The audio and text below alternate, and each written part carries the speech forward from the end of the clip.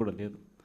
పలకరిస్తే వీళ్ళే అన్నారు, మేము సూపర్ 6 ఇవ్వలేకపోతే, సూపర్ 7 ఇవ్వలేకపోతే ఏమన్నారు?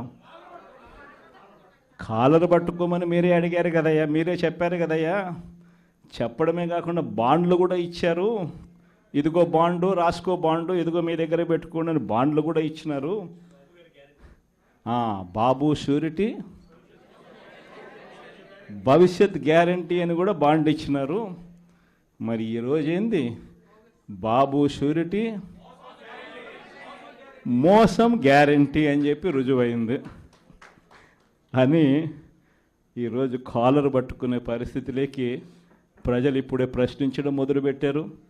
ఈ ప్రశ్నించే పరిస్థితి నుంచి ఇక నెక్స్ట్ కాలర్ పట్టుకునే పరిస్థితిలోకి పోవడం అన్నది ఇక త్వరలోనే జరగబోయే కార్యక్రమం.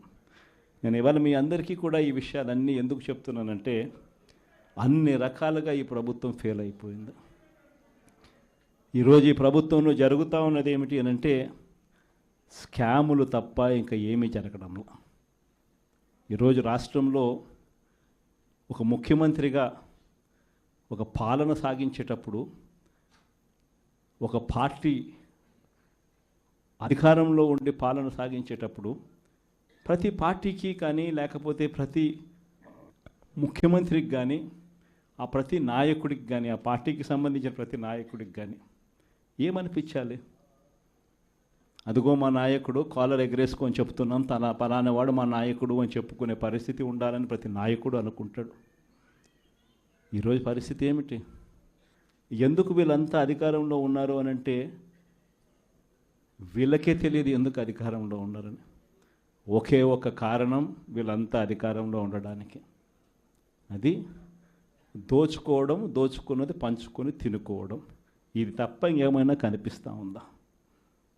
ఈరోజు లిక్కర్ స్కామ్, మద్యం స్కామ్, ఇసుక స్కామ్, ఈరోజు నియోజకవర్గంలో ఏమి జరగాలన్నా, మైనింగ్ జరగాలన్నా, నియోజకవర్గంలో ఫ్యాక్టరీ నడపాలన్నా, ఈరోజు ఏది జరగాలన్నా ఎమ్మెల్యేకి ఆయనకి ఎంత ఇవ్వాలా, ఎమ్మెల్యే చంద్రబాబు నాయుడు గారికి ఎంత ఇవ్వాలా.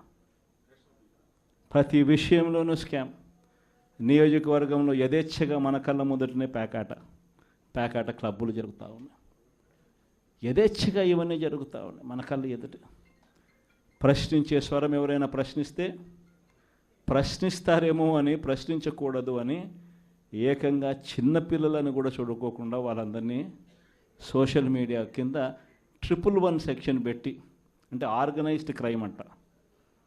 సోషల్ మీడియాలలో నువ్వు చేసే తప్పును ప్రశ్నిస్తే, ఎందుకయ్యా సూపర్ 6 ఇవ్వడం లేదు, ఎందుకయ్యా సూపర్ 7 ఇవ్వడం లేదు అని చెప్పి ప్రశ్నిస్తే ఆర్గనైజ్డ్ క్రైమ్ అట.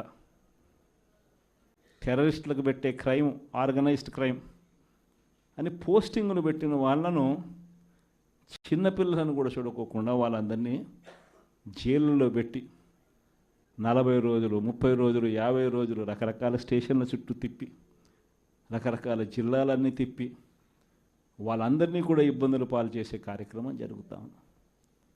కానీ ఒకటే ఒకటి చంద్రబాబు నాయుడు మర్చిపోతూ ఉన్నాడు. ఎప్పుడైనా కూడా మంచి పేరు తెచ్చుకొని ప్రజల్లో పాలన